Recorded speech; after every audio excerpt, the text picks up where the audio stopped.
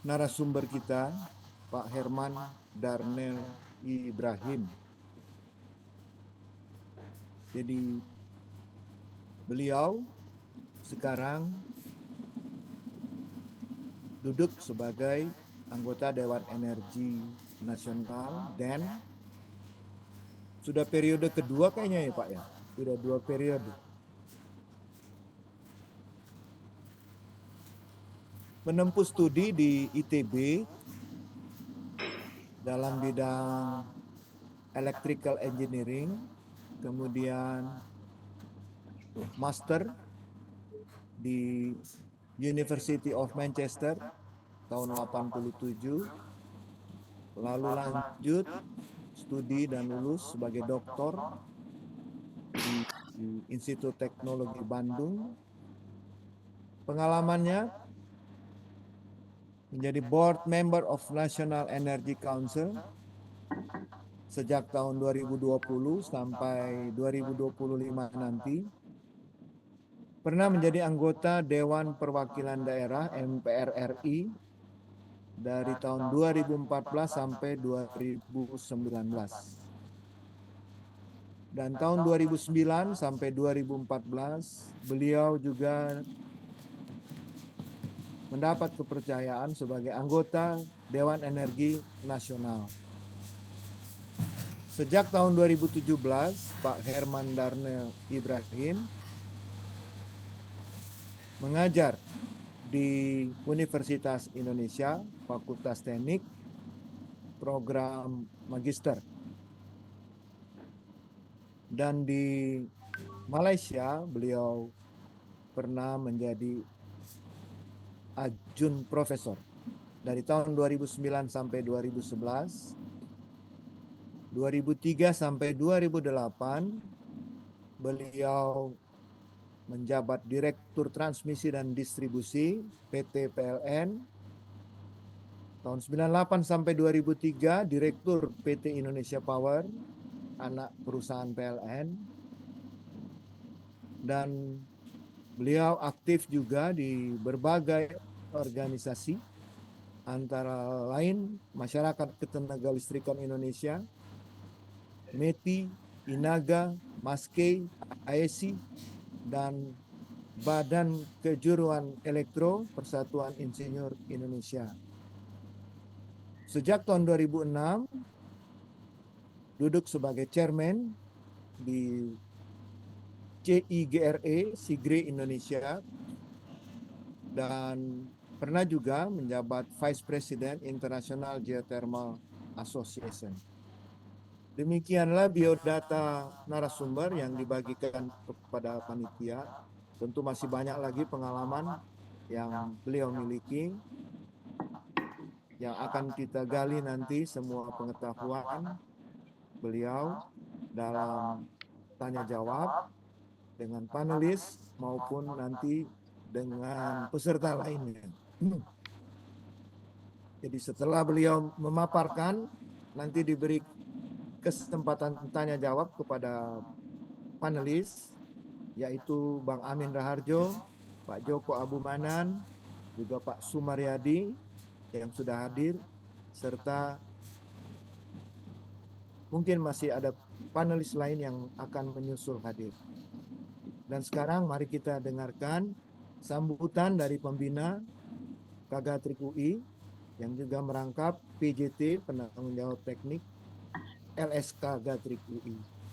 Beliau adalah Bang Jarman Sudimo, Direktur Jenderal Ketenagalistrikan pada masa itu. Silakan Bang Jarman. Terima kasih Pak Adi. Bismillahirrahmanirrahim. Yang saya hormati narasumber webinar, sahabat saya Pak Herman Daniel, yang tadi sudah disebutkan menjadi anggota BEN selama 2 periode, serta Bapak Ibu sekalian peserta webinar, termasuk juga para panelis di sini ada Pak Amin dan Pak Joko Abumanan, mungkin Pak Sumaryadi juga sudah hadir ya tadi. Sudah hadir Bang. Ya sudah hadir. Assalamualaikum warahmatullahi wabarakatuh. Selamat siang, salam sejahtera bagi kita semua. Pertama-tama saya ucapkan terima kasih kepada Pak Herman Daniel atas kesediaannya untuk menjadi pembicara hari ini. Webinar hari ini akan membahas topik tentang skenario tantangan dan implikasi transisi energi menuju net zero emission. Hal ini penting mengingat net zero emission telah menjadi komitmen untuk diimplementasikan oleh banyak negara termasuk Indonesia. Namun dalam implementasinya harus dilakukan secara cermat dan hati-hati karena tidak hanya memerlukan dana yang cukup besar, juga menyangkut masalah security pasokan, affordability bagi konsumen, dan environmental sustainability. Kita perlu mencari transisi energi yang sesuai dengan kondisi Indonesia. Dikarenakan pelaksanaan program yang kurang hati-hati akan menyebabkan tidak saja terganggunya keamanan dan keandalan pasokan, namun juga berdampak pada naiknya BPP tenaga listrik yang berkaitan dengan affordability dari kemampuan bayar konsumen. Demikian yang dapat saya sampaikan. Diharapkan webinar ini dapat memberikan pencerahan bagi kita semua mengenai bagaimana tantangan dan implementasi menuju net zero emission. Demikian, wassalamualaikum warahmatullahi wabarakatuh. Waalaikumsalam warahmatullahi wabarakatuh. Terima kasih Bang Jarman atas sambutannya. Jadi tanpa berpanjang lebar, mari kita masuki sesi presentasi dari narasumber yang terhormat, yang terpelajar, Bapak Dr. Insinyur Herman Darner Ibrahim, Master of Science, Insinyur Profesional Utama. Silakan Pak Herman Darner. Baik, Assalamualaikum warahmatullahi wabarakatuh. Selamat siang dan salam sejahtera. Sebelum saya lanjut, tes suara dulu. Apa bisa dimonitor dengan baik? Baik Pak. Baik, kenceng Pak, kenceng. Ya, yang saya hormati Pak Jarman, yang tadi sudah memberikan sambutan dan juga memberikan sedikit tetapi padat tentang presisi energi, dan juga moderator Pak Adi dan para panelis Pak Amin Raharjo, Pak Joko Abumanan, dan Pak Sumaryadi, serta seluruh peserta webinar ini yang saya lihat tadi sudah lebih 60 orang ya yang menghadiri. Saya mengikuti webinar ini atau memberikan presentasi ini dari kantor PLN di kota kelahiran saya di Payakumbuh. Jadi kantor PLN UP3 Payakumbuh, di ruang rapatnya manajer UP3 Payakumbuh. Tujuan saya adalah supaya memastikan listrik selama webinar tidak mati dan juga networknya kuat ya. Pak Jarman nih ketawa nih Pak Jarman. Nah, karena kalau saya gunakan di lokasi saya, mungkin keandalannya tidak setinggi dari keandalan di kantor, walaupun juga jarang padam, hampir tidak pernah padam. Baik, jadi saya menyampaikan terima kasih kepada Kagatrik UI yang mengundang saya sebagai salah satu narasumber dalam paket daripada webinar ya, yang ini adalah saya lihat di jadwalnya itu adalah yang keempat. Ada Pak Archandra, ada juga yang lainnya. Saya ini yang keempat. Saya mungkin perlu penyesuaian dulu sedikit karena slide saya terhalang oleh ini, oleh foto-foto ini. Jadi saya minimkan dulu foto ya. Oke. Presentasi ini dua bagian. Bagian pertama ini kita melihat bagaimana skenario transisi energi yang dirancang oleh negara lain atau oleh global, khususnya oleh International Energy Agency, yang menjadi kiblat daripada kebijakan ataupun program-program transisi energi di dunia. Ini kemana ini? Turun. Ini saya klik kok nggak turun ya? Oke, ini adalah latar belakangnya. Ini kok ditutup lagi nih presentasi saya sama yang lain. Nah, sebentar ya. Latar belakang semacam mungkin saya tidak menguliah ya, tapi mungkin penyegaran saja bahwa identifikasi daripada gas rumah kaca sebagai penyebab daripada perubahan iklim itu dimulai tahun 1994 di konferensi PBB di Rio de Janeiro. Dan ketika itu langsung tahun berikutnya ada pembentukan UNFCCC. Jadi ini sudah berlangsung 30 tahun UNFCCC, namun tahun 2020 tidak ada COP, sehingga nanti tahun ini baru COP ke-29 yang akan berlangsung di Baku, Azerbaijan. Nah, greenhouse gases ini yang disebabkan oleh energi itu berupa emisi CO2. Dan kontribusi emisi CO2 itu menurut sains adalah 75% dari total emisi, di mana 25% lagi itu terdiri dari emisi yang disebabkan oleh pertanian, kemudian penggunaan lahan atau land use, juga oleh limbah dan juga oleh proses industri yang di dalam Conference of Parties sering disebut oleh dengan IPPU ya, IPPU. Nah, pada tahun 2015 waktu Conference of Parties di Paris disepakatilah Paris Agreement, dan disitulah disepakati untuk menjaga suhu bumi tidak naik melebihi 2 derajat Celcius, dan untuk tidak lebih dari 1,5 derajat Celcius diminta atau dianjurkan untuk melakukan transisi energi mencapai net zero emission pertengahan abad 21. Nah, Paris Agreement ini sudah disahkan di New York tahun 2016 dan Indonesia mengesahkan dengan Undang-Undang Nomor 16 tahun 2016. Mungkin angka 16 ini biar mudah diingat ya. Undang-Undang Nomor 16 tahun 2016, pendek undang-undang itu hanya mengesahkan meratifikasi Paris Agreement. Nah, penetapan NDC, National Determined Contribution, yang disebut sebagai sumbangan Indonesia penurunan emisi yang sekarang kemarin itu 29% ya. Dan NZE ini, Net Zero Emission ini bersifat sukarela, jadi belum ada, tidak legally binding. Ini yang mungkin perlu kita catat juga, jadi nggak perlu kita cemas sekali juga kalau Indonesia mentargetkan, karena itu baru bersifat sukarela yang juga sewaktu-waktu kalau ada perubahan bisa diubah. Nah, ini pengertian secara umum bahwa emisi yang dihasilkan sama dengan emisi yang diserap, itulah net zero emission. Yang penghasilnya itu tadi sudah saya sebut, dan penyerapan itu umumnya oleh hutan, tetapi menurut informasi sains juga oleh permukaan laut gitu. Mungkin ada juga oleh hal-hal lain. Dan kalau yang dihasilkan oleh proses antropogenik ini, kegiatan manusia, sama jumlahnya dengan yang bisa diserap, maka itulah net zero emission.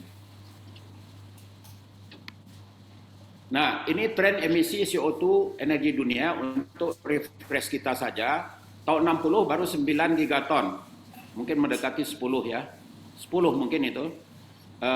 Terus tahun 90 20,5 gigaton, dan tahun 2020 37 gigaton. Jadi kalau kita lihat ini, emisi energi ini masih naik secara eksponensial.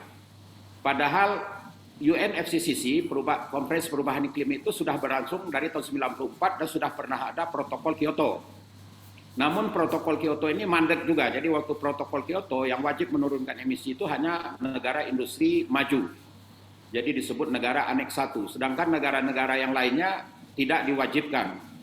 Namun sampai 2013 penurunan hampir tidak ada terjadi. Lihat aja angka di sini juga pernah turun sedikit itu tahun 90, tahun berapa itu?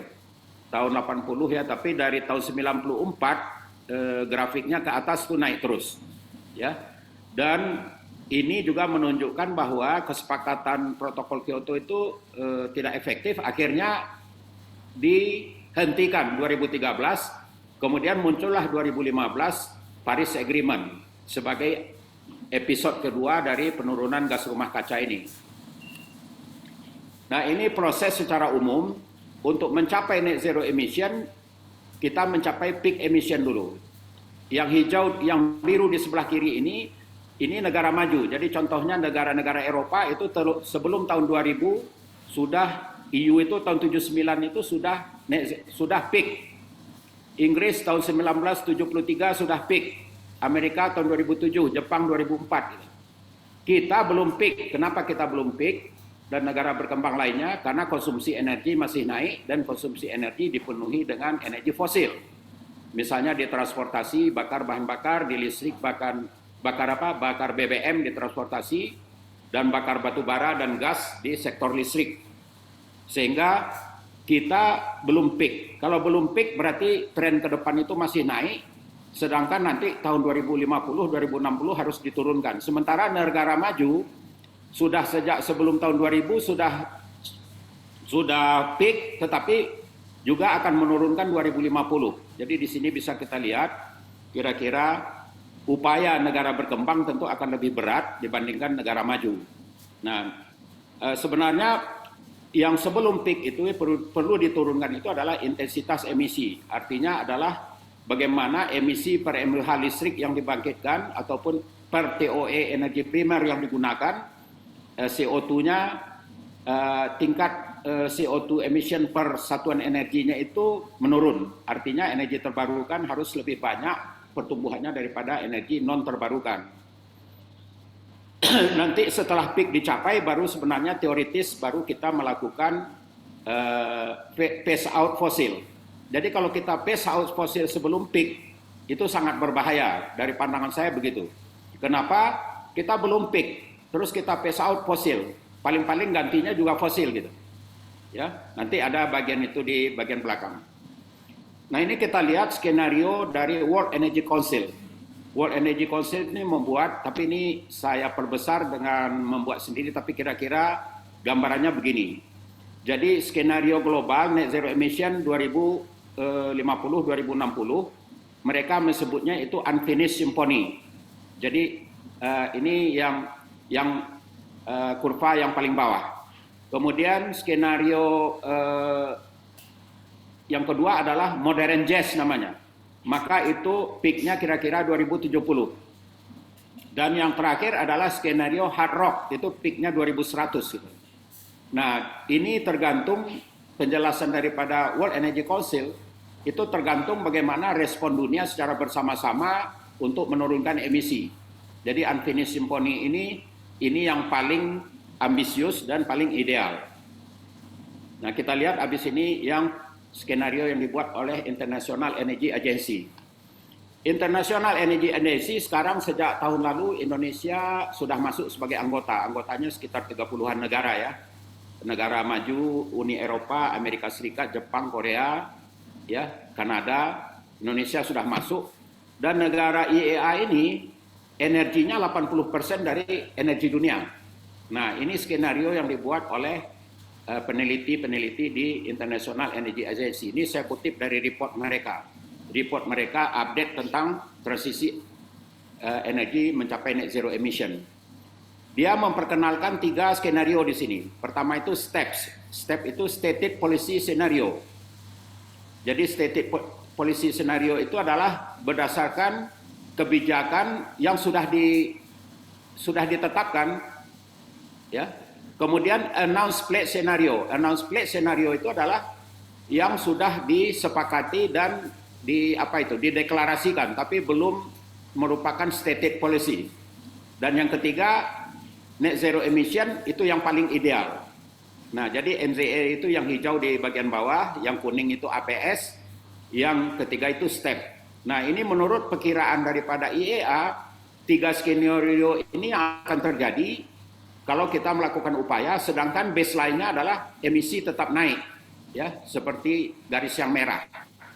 Kalau kita tidak berubah dan tidak berhasil, emisi itu akan mencapai garis merah ini, di mana itu nanti bisa dijelaskan masih berbasis fosil. Bagian kanan ini juga IEA menunjukkan hasil studinya. Kalau di skenario NZE itu kita bisa mencapai kenaikan temperatur 1,5 derajat Celcius. Kalau skenario APS, kita hampir 2 derajat Celcius. Kalau steps, itu 2,5 derajat Celcius. Jadi step itu masih naik lebih besar lagi ya. Sedangkan kalau pre-Paris Agreement tidak apa-apa, kenaikan itu diperkirakan mencapai 3,5 derajat Celcius. Nah, inilah skenario IEA. Nah, ini skenario energi transportasi yang dibuat oleh studi IEA itu di sini menggambarkan 3 skenario. Kalau NZ itu paling ideal, maka penggunaan oil product di transportasi pada 2050 itu sudah sangat minim.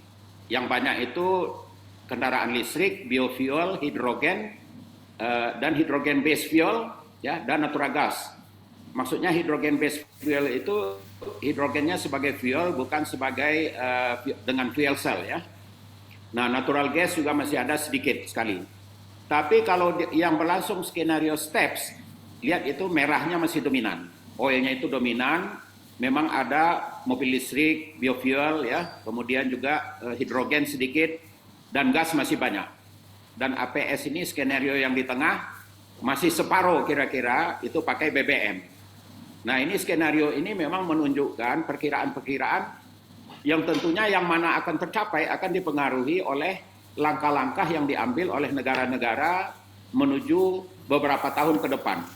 Nanti ini tentu dievaluasi, diupdate lagi oleh IEA. Tapi di sini IEA sebenarnya sudah menunjukkan yang ideal ya seperti yang kanan. Tapi kalau announce policy yang diumumkan itu seperti yang di tengah, dan stated policy scenario itu yang kiri. Stated policy itu adalah kebijakan sekali lagi yang sudah dibuat oleh negara-negara anggota IEA. Nah, ini penyediaan energi IEA, ya. Jadi penggunaan energi rendah emisi terbarukan dan energi fosil skenario-nya. Tapi ini untuk skenario NZE, skenario yang 2050 itu minyak atau fosil sudah minim. Nah, itu lihat, ini satuan exajoule, satu exajoule itu 24 MTOE, million ton oil equivalent. Jadi dengan skenario ini, unbated fossil fuel ini pengertiannya adalah penggunaan energi fosil yang tidak bisa dielakkan, ya, atau yang menghadang itu istilahnya. Nah, ini lihat nih, masih besar, masih dominan di awal-awal. Totalnya nanti yang kiri tambah yang kanan, ya, totalnya. Nah, ini kenaikan yang kanan ini bagaimana kenaikan dari energi terbarukan, di mana masih ada energi fosil tetapi dengan low emission. Jadi misalnya yang menggunakan carbon capture storage, ya. Jadi masih ada coal, oil, natural gas. Ini tetap tak dipakai, tapi ini menggunakan teknologi low emission. Kalau ini teknologi tetap teknologi emisi tinggi, ya. Nah, jadi yang murni dengan emisi tinggi masih ada di 2050. Nah, jumlah kiri dan kanan ini adalah konsumsi dari negara IEA yang 80% konsumsi dunia itu. Jadi kita lihat di sini, bisa kita lihat, ya, untuk energinya itu yang besar itu kan yang merah ini solar dominan, ya. Yang hijau ini wind, yang biru. Yang hijau ini modern bioenergy. Ini hidro. Kenapa hidronya nggak besar? Karena segitulah kapasitas yang bisa disediakan. Dan ini geothermal. Kenapa tidak besar? Karena dari sumber yang ada seginilah yang bisa disediakan, gitu. IEA itu sudah punya roadmap pengembangan geothermal sampai 2050, roadmap hydro sampai 2050. Bapak Ibu kalau mencari di Google, cari aja judul-judul itu, dan IEA reportnya itu tidak dijual, jadi bisa di-download sendiri, ya. Nah, ini nuklir ini yang kuning ini. Jadi kita lihat nuklirnya memang di skenario ini nuklir berkembang juga. Dari ini sudah secara exajoule. Jadi kalau dibandingkan ini dengan ini kira-kira kapasitasnya akan 2 kali lipat. Terutama bagi yang pro nuklir, nuklir ini adalah solusi untuk menurunkan emisi. Kalau tidak bisa dicukupi oleh energi terbarukan yang lainnya, gitu. Nah, dilihat sekali lagi, andalannya di sini adalah solar di dunia itu dan juga wind serta bioenergy. Yang lainnya itu adalah pelengkap karena sudah resource-nya sudah terbatas. Nah, ini kita lihat lagi konsumsi energi final skenario NZE juga. Jadi skenario net zero emission 2050, ya. Dan ini kita lihat di sektor industri, kita lihat final energy consumption-nya, porsi dari unbated fuel-nya, fosilnya menurun dari angka ini 100 exajoule. 100 exajoule ini kira-kira 2.400 MTOE. Konsumsi energi dunia itu 15.000 MTOE posisi terakhir. Jadi ini 1/6 energi dunia nih sekarang unvetted fossil fuel.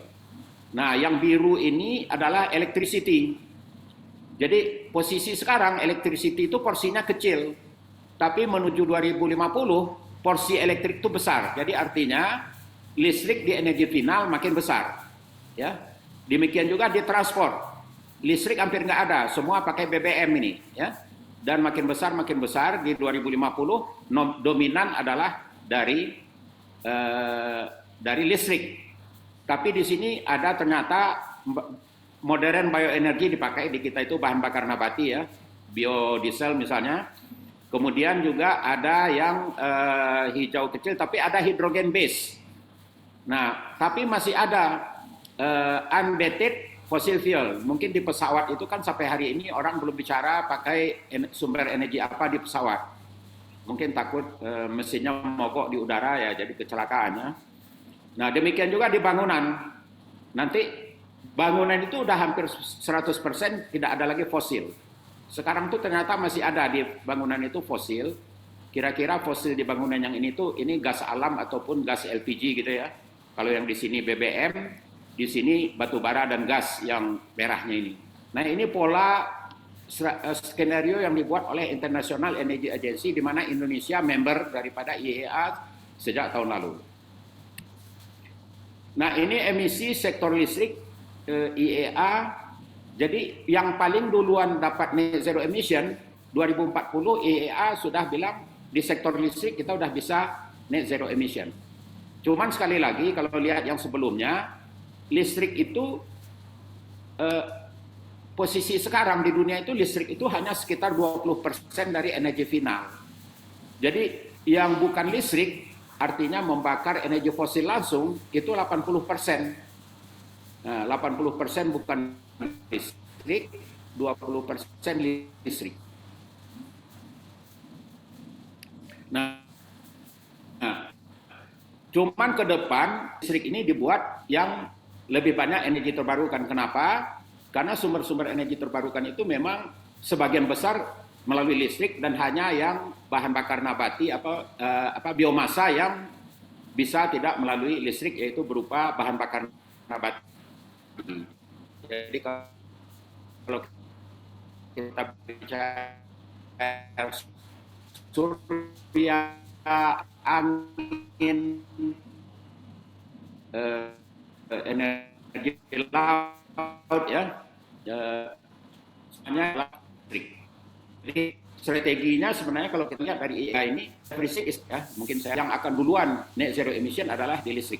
Nah, kita perlu ingat juga banyak masyarakat di Indonesia menganggap target 23% itu adalah listrik. Sebenarnya tidak, 23% itu adalah energi primer. Jadi listriknya 23%, kalau idealnya rata ya, di kendaraan transportasi pakai BBM juga 23% terbarukan, di industri juga 23% terbarukan. Itulah baru tercapai 23% energi primer gitu loh. Kalau PLN mencapai 23% energinya terbarukan, padahal konsumsi final listrik hanya nggak sampai 20%, maka bauran energi terbarukan di energi primer masih kecil. Itulah yang terjadi sekarang. Nah, ini kapasitas dan produksi tenaga listrik skenario net zero emission. Di sini saya hanya untuk berbagi aja. Jadi kapasitas di dunia saat ini itu produksi listrik di dunia itu saat ini 25.000 TWh. Ya.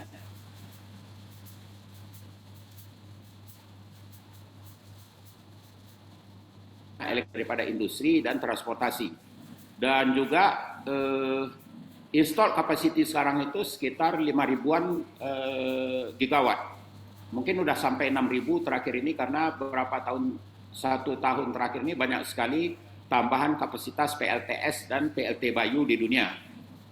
Nah, jadi ini nanti install capacity terbesar, lihat ini. Yang terbesar itu merah yang kuning begini itu adalah solar. Yang biru ini adalah wind. Baru sisanya yang lain. Nah, kita lihat yang oranye ini baterai. Jadi nanti ada dari baterai juga GW-nya ya. Baterai ini tentu diisi dengan solar juga, ya. Jadi nuklirnya kecil sekali juga di sini, kemudian juga hydro, geothermal nggak ditulis di sini ya, other renewable sini. Nah masuk di situ. Jadi lihat transisi energi yang diproyeksikan oleh IEA apa base-nya? Surya dan angin.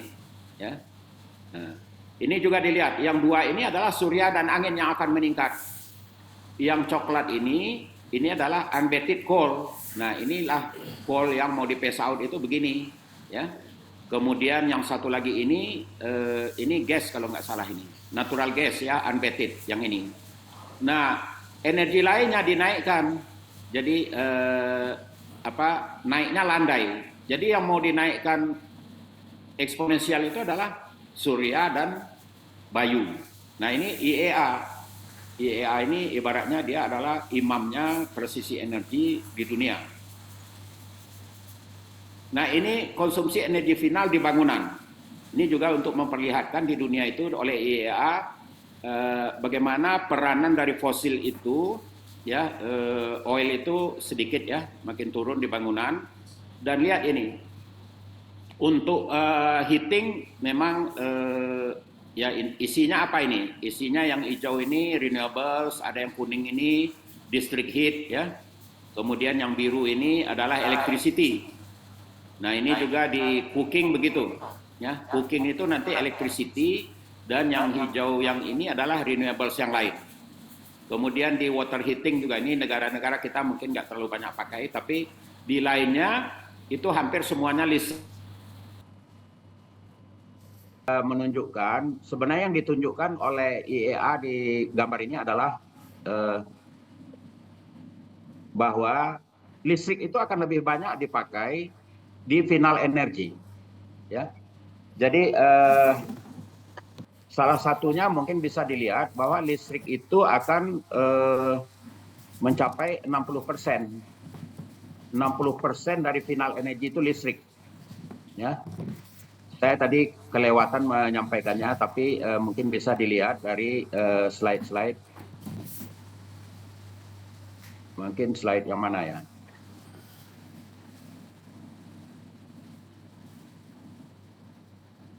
Ya,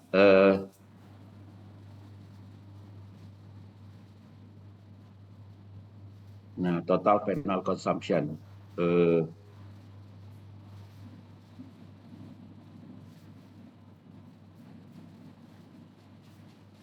Oke, diingat-ingat aja. Nah, jadi sekarang di dunia listrik itu 20% energi final.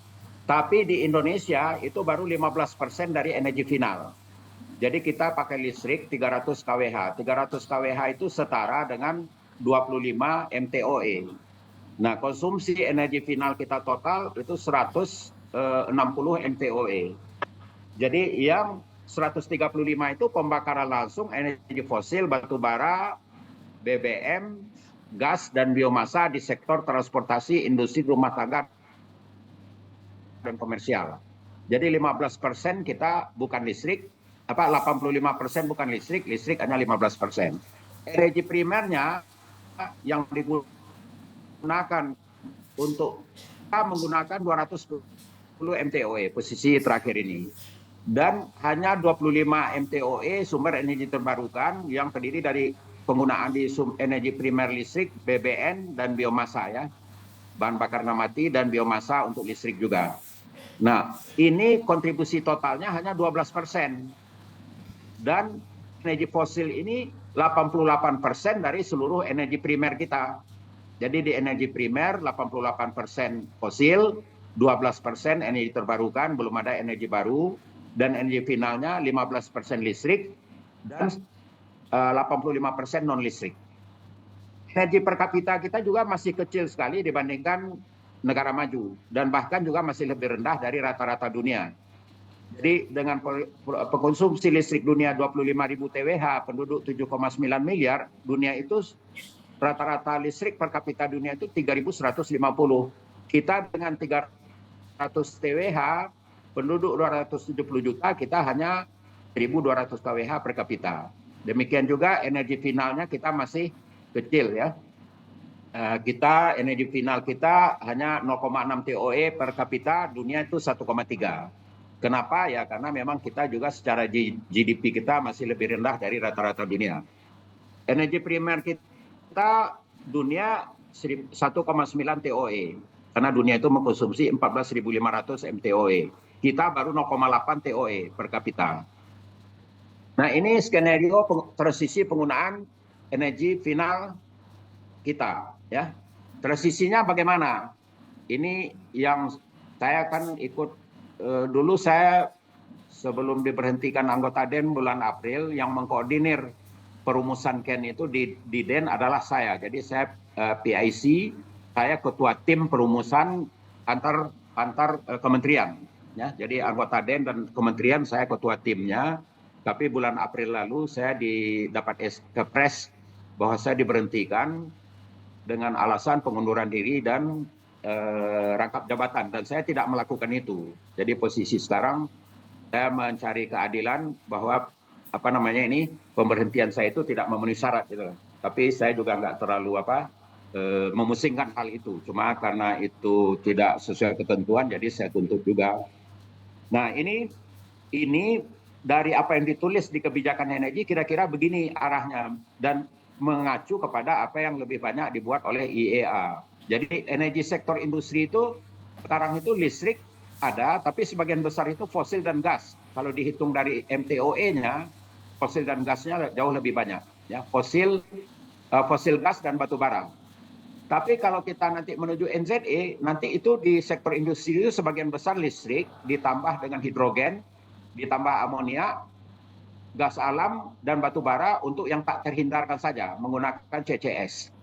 Kemudian untuk transportasi, sekarang hampir 100% energi fosil. Kalaupun ada listrik, itu kecil sekali, kereta api listrik dan beberapa mobil listrik, 1% pun tidak sampai sekarang. Mungkin hanya 0,0 sekian persen gitu.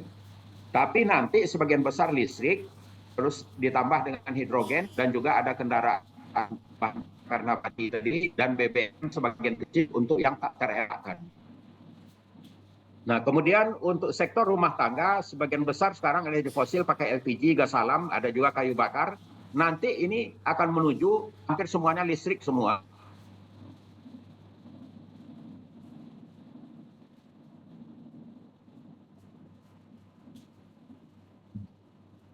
Putus ya.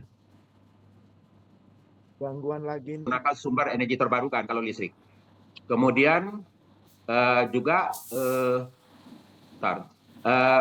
di samping itu juga kalau gunakan listrik di rumah ya nggak perlu pakai tabung gas terus lagi habis beli dulu ke toko gitu ya. Nah kemudian untuk sektor komersial dan umum gedung-gedung sekarang tuh pakai listrik tapi juga ada gas untuk masak. Nanti sebagian besar itu listrik, sebagian kecil aja gas. Dan untuk sumber energi ketenaga listrikan sebagian besar sekarang fosil, batu bara dan gas ada 80-an% ya. Batu bara itu kita 60-an%, kemudian juga di gas alam mungkin 15% ya. BBM sudah sedikit ya. Nah, nanti sebagian besar energi terbarukan, surya, bayu, tenaga air, panas bumi, biomasa dan sebagian kecilnya gas alam ya. Dan batu bara dengan karbon capture dan storage. Jadi inilah yang akan kita programkan untuk bersama kita. Bagaimana mengubah sektor industri dengan sektor transportasi dengan pola ini, di rumah tangga juga bagian besar listrik. Lah ini masa depan itu adalah masa depannya listrik karena semuanya akan lebih banyak serba listrik gitu kan. Jadi kalau ada punya anak-anak sekarang yang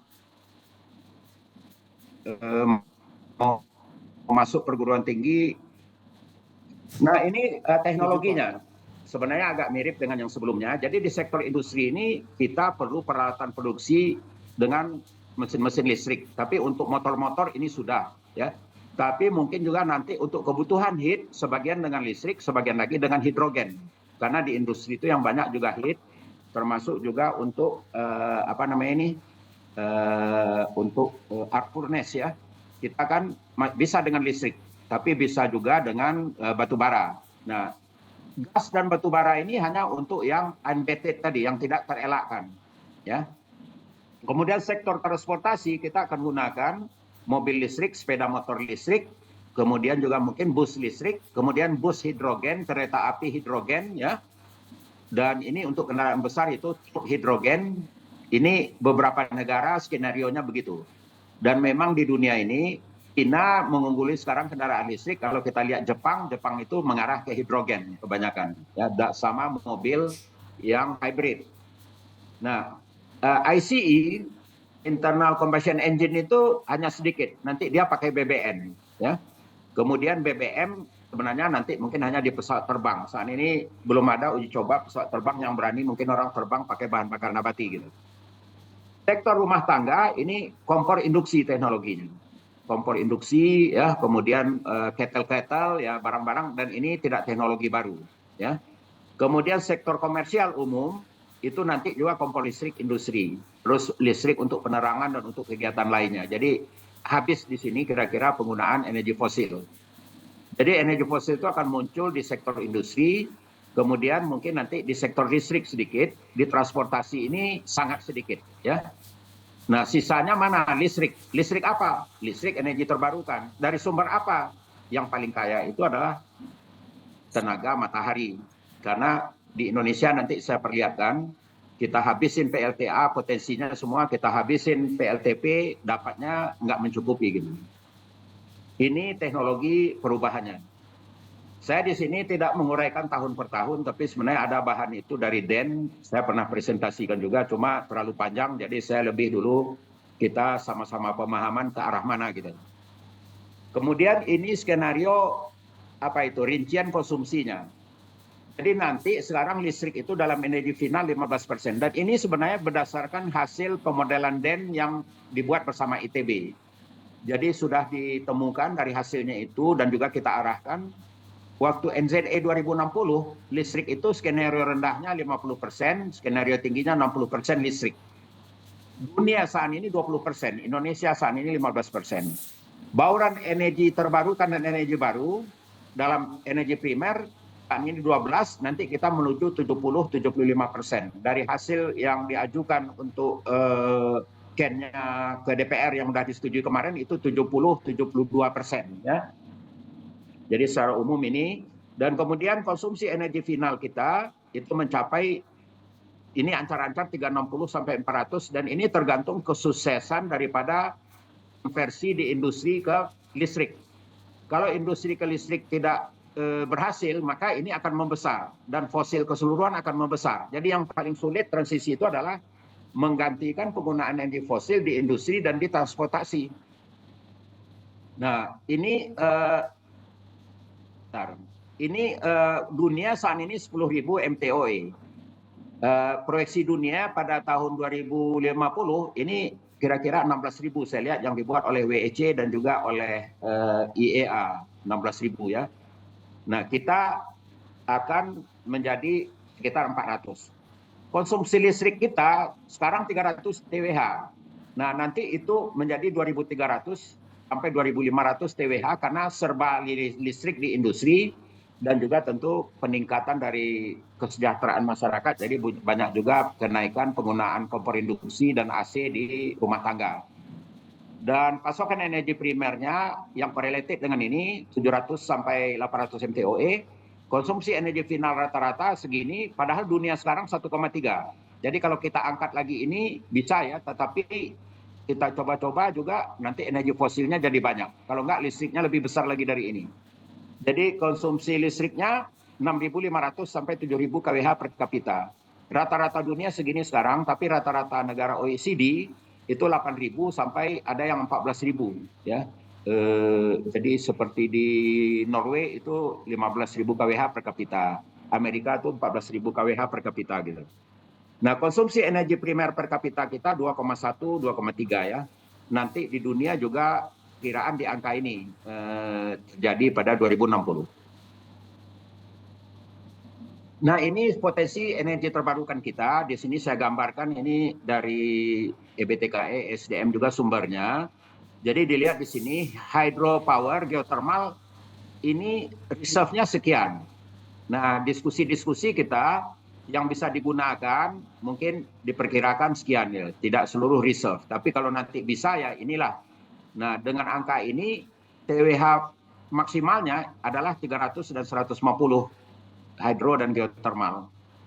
Kemudian bioenergi 280. Jadi kalau di jumlah yang tiga ini kita hanya dapat sekitar 700 ya. Nah, sedangkan kebutuhan 2.500 TWH. Jadi kita hanya mengandalkan solar dan angin.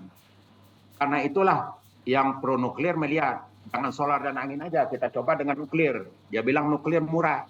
Tapi kalau kita browse internet sekarang, PLTN yang dibuat di Amerika, di Eropa, itu semuanya harganya lebih tinggi dari energi surya. Dan ada harga lain yang harus dibayar dengan PLTN. Jadi saya di sini tidak menuliskan adanya PLTN, tetapi juga saya tidak anti, cuma menurut saya tanpa PLTN itu kita bisa memenuhi gitu. Kita punya sumbernya, ya. Dan inilah skenario penyediaan listriknya. Kita habis power, geothermal, dapatnya angka-angka ini, ya 150, 300. Ini gambaran yang tadi juga. Kita habiskan semua biomasa ini, biomasa yang dari biomasa tanaman ya. Karena di tanaman ini juga ada apa namanya ini, ada implikasi lain kalau kita gunakan biomasa untuk sumber listrik, maka pohon juga akan berkurang yang menyerap. Jadi dan juga menurut IEA penggunaan biomasa itu juga harus dengan carbon capture karena emisinya tidak nol sebenarnya. Sumbernya aja terbarukan tapi emisinya masih besar. Ya. Tidak sebesar batu bara tapi juga cukup besar karena itu juga ada karbonnya ya. Nah, coal masih kita gunakan dengan carbon capture 250 TWh, kemudian CCGT 250 TWh dengan carbon capture. Nah, ini kan 35 GW, ini 35 GW. Jadi sebenarnya kalau di ini, saya mengusulkan di DEN kemarin seperti ini, mungkin yang terjadi saya nggak tahu perubahan terakhir ya. Kita masih perlu menggunakan teknologi fosil supaya mengamankan juga dari pasokan kita karena ini adalah base load. Ya. CGT, coal itu base load. Nah, terus bagaimana dengan angin dan solar?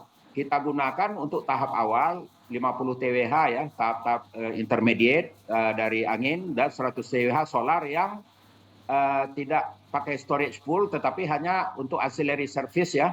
Jadi storage-nya misalnya 20% dari kapasitas. Jadi kalau dia 20 GW kita taruh 5 GWh storage.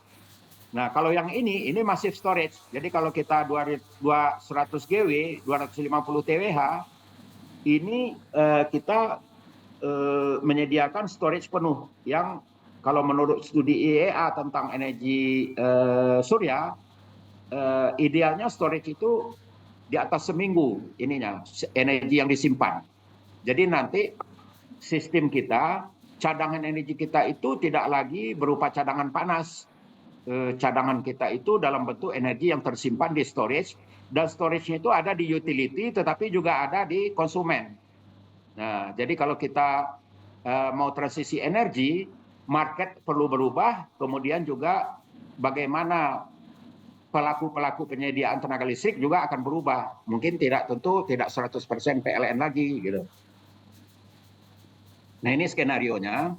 Ini dari draft RPPKN ya. Ini proyeksi emisinya. Mungkin tidak terlalu correlated dengan yang saya tadi, tapi paling beda-beda dikit ya, karena angka energinya saya tidak persis sama dengan yang dibuat DEN. Nah, tapi ini terlihat di sini, peaknya di sini 2035 ya. Tapi kalau saya memperkirakan ini nggak sulit. Kalau buat saya sih, makanya juga kalau angka saya tadi digunakan, peak 2035 itu bisa kalau CCS itu langsung berhasil. Kalau CCS tidak berhasil, maka tentunya dengan kita masih tumbuh, ya peak ini, kalau 2035 itu gini, peak itu dicapai kalau energi kita nggak tumbuh lagi. Jadi kalau energi nggak tumbuh, kita kira-kira energi fosil yang digunakan segitu-gitu aja. Jadi misalnya kalau posisi sekarang katakanlah energi fosil kita gunakan 185 MTOE gitu ya. Nah, kalau kita sudah nggak tumbuh energi kita, ya dia tetap 185 MTOE, berarti emisinya tetap gitu. Yang kedua, peak akan dicapai kalau pertumbuhan itu seluruhnya diambil oleh energi terbarukan. Peak itu artinya emisi nggak bertambah lagi, itulah peak. Nah, saya tidak yakin emisi tidak akan bertambah setelah 2035. Gimana tidak? Gimana mau nggak bertambah? Mobil seberapa banyak? Pastilah emisi mobil masih meningkat. Penggunaan mobil juga, karena rasio penduduk kita bermobil juga masih rendah. Kalau di Amerika itu 1:1, kalau kita kan masih 1 mungkin dibanding 20 ya, 1:20 rasio. Mungkin nggak nyampe itu. Itu termasuk dihitung truk kali. Rasio sepeda motor kita yang tinggi. Sepeda motor sih mungkin sudah 2/3 sepeda motor per kapita gitu. Karena udah lebih 100-an juta ya, 150 juta. Nah, jadi peak ini adalah ketika energi tidak tumbuh atau seluruh pertumbuhan diambil oleh energi terbarukan. Baru kita bisa peak. Nah, turunnya nanti skenario-nya setelah peak kita melakukan phase out fosil, digantikan dengan terbarukan yang kita bangun, kemudian makin lama makin turun, nanti ujungnya ditargetkan 129 karena ini yang dijatahkan oleh LHK ke DEN, ke energi. Jadi kita masih bisa buat emisi 129 yang akan diserap oleh hutan pada 2060. Jadi ini emisinya, lihat ya, 638, 1030, 960, 572. Saya lihat kalau perencanaan yang ada sama ya, kita bilang net zero emisi 23% energi terbarukan 2025. Ternyata kan realisasinya hanya 13%. Jadi kayak rencana ini saya juga, kalau saya berdasarkan sen saya dan asumsi-asumsi saya, sulit untuk mencapai 2030, 2040 dan juga sulit sebenarnya untuk mencapai net zero emission 2060 karena lihat aja skenario IEA tadi. Step dan APS ya. Tidak skenario ideal. Apalagi kita belum peak. Negara yang sudah peak aja udah sulit itu. Nah, ini emission intensity ton per TOE memang turun ya. Ini turun. Nanti tinggal 0,2. Jadi setiap TOE energi primer yang kita gunakan emisinya tinggal 0,2 gitu dengan 129 ini. Nah, ini tantangan transisi energi Indonesia. Saya ini tinggal 3 slide terakhir.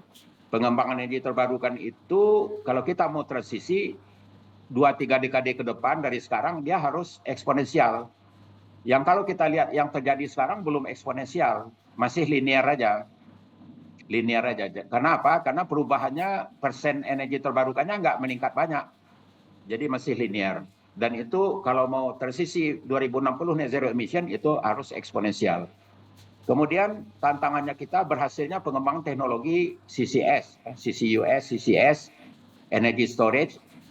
Keberhasilan itu ukurannya adalah teknologinya available dan kompetitif. Available tapi mahal, itu belum berhasil gitu. Jadi berhasil pengembangan itu dia artinya teknologinya secara teknologi terbukti berhasil dan secara ekonomis dia kompetitif ya, secara keekonomian untuk dipakai. Kemudian berhasilnya pengembangan teknologi yang memungkinkan integrasi VRE. Ini banyak dibahas. Saya Ketua SIGRE Indonesia kemarin juga bulan lalu saya ke Paris dan di situ keynote-nya juga menyampaikan salah satu tantangan kita kalangan listrik adalah bagaimana operability daripada sistem ketika integrasi VRE, variable renewable energy atau intermittent energy itu sudah lebih 50%. Saat ini jawabannya belum. Negara terbesar baru saat ini itu 40% Denmark dan itu pun dia interkoneksi antar negara. Ada slide-nya tapi saya terlalu banyak slide jadi nggak saya sajikan. Tapi di mana-mana di Indonesia itu masih integrasi renewable-nya itu belum sampai 5%. Ya. Nah, masih jauh.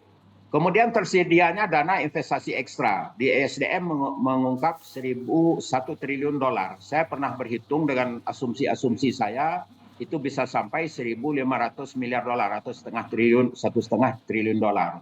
Dan untuk benchmark, Kanada yang energinya setara kita, dia juga 1.500 miliar dolar Kanada. Ya.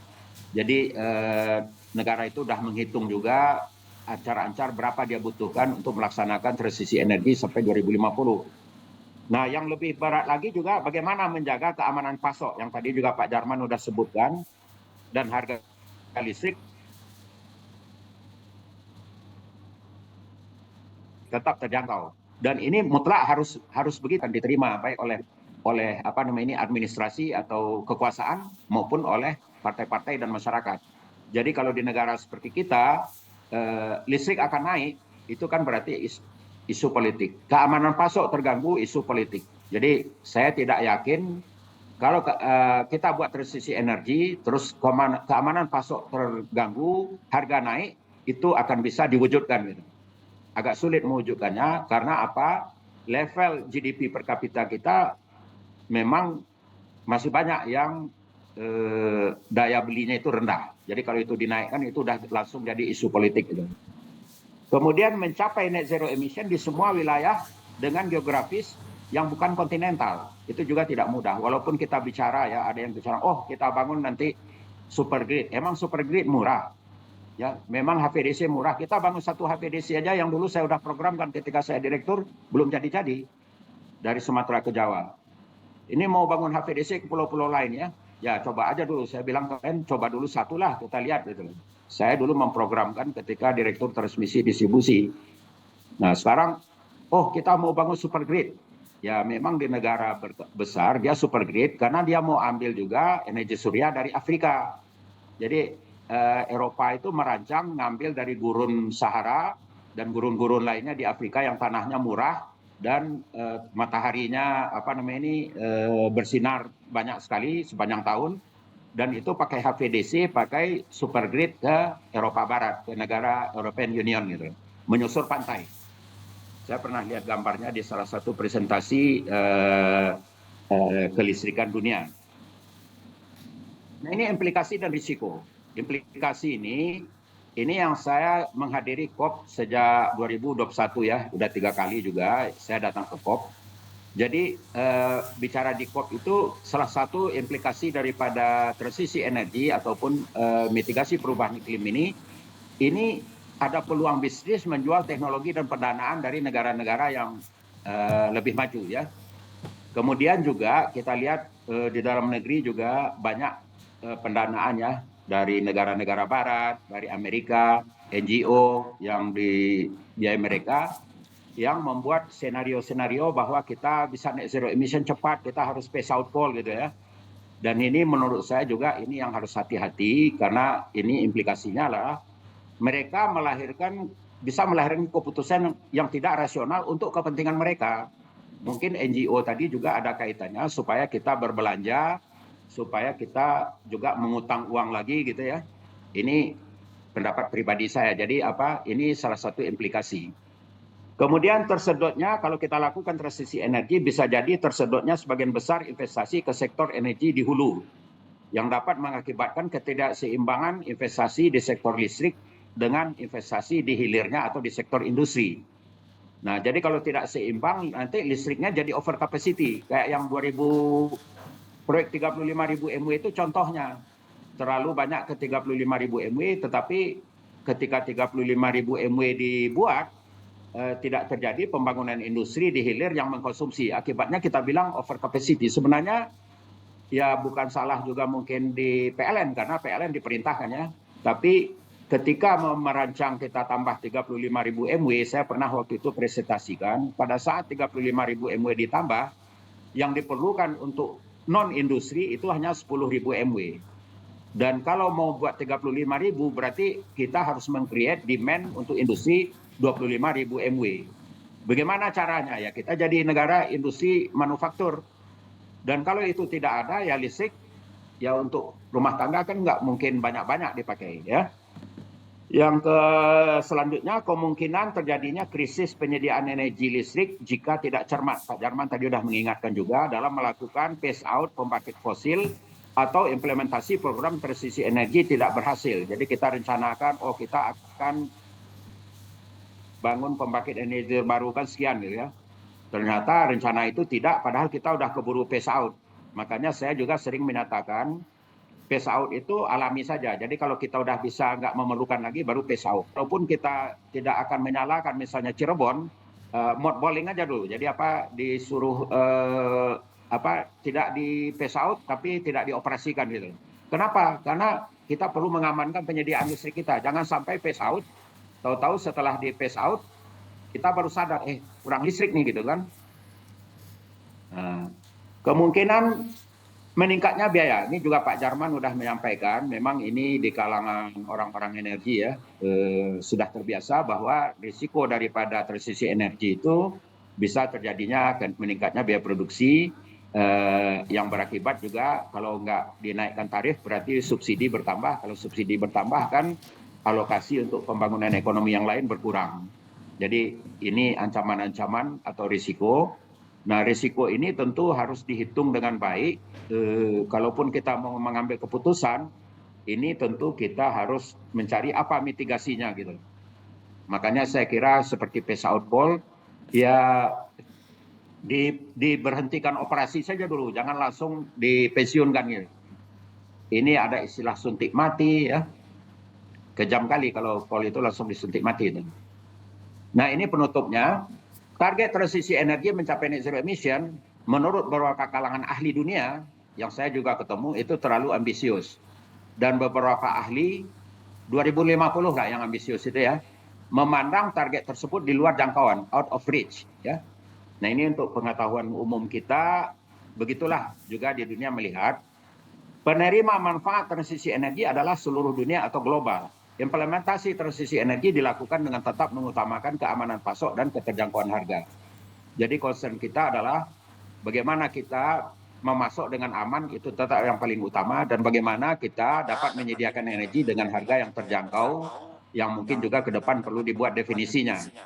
Waktu di Ken, kami usulkan itu. Jadi nggak tahu kalau nggak berubah dari apa yang dulu di draft ketika saya PIC, istilah harga terjangkau ini perlu ditetapkan definisinya gitu, supaya tidak menjadi hambatan terhadap transisi energi atau menjadi hantunya, karena kalau cuma harga terjangkau kan bisa kayak pasal karet ketentuan itu gitu. Implementasi transisi energi tidak hanya akan mengubah teknologi dan sumber energi, tetapi juga akan memerlukan perubahan rejim pasar. Jadi misalnya, kalau kita mau terapkan smart grid, nggak bisa kita regulated industry, karena smart grid itu membutuhkan real time pricing. Jadi dia membutuhkan real time pricing supaya harga energi itu tidak konstan dalam satu hari. Jadi ketika peak dia mahal, ketika off peak dia murah misalnya, supaya orang menggunakan energi itu hemat. Nah, dan untuk juga demand respon di smart grid juga memerlukan rejim pasar gitu. Kemudian tata kelola juga tentu akan berubah karena harus dimungkinkan prosumer. Jadi kalau PLN aja tidak ada prosumer, ya orang nggak banyak berkontribusi. Padahal yang diharapkan untuk membuat renewable ya masyarakat juga berkontribusi, kemudian swasta, industri gitu ya.